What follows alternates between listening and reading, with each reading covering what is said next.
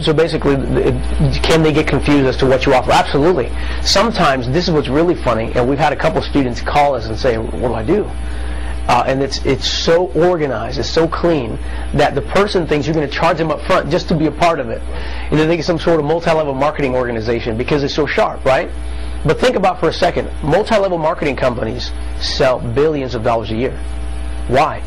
Because people see a system, and then at the heat of the moment, they take action and buy the program. Now, most of them never do anything with it, but it's a system that works. So what we do in a presentation is we'll play on that.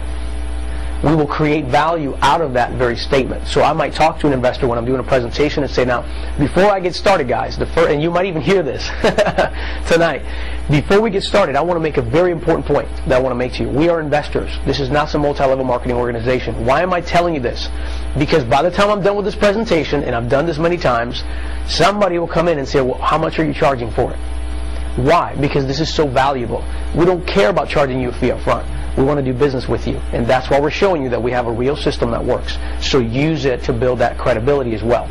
The other thing that will really help is, and this is actually what we give an investor, a physical, full-color copy of the business plan that we just talked about.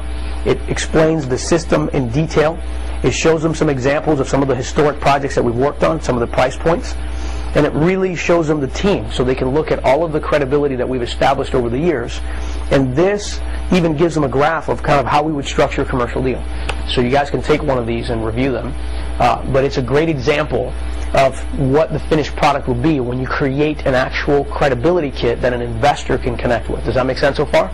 That's a totally different statement.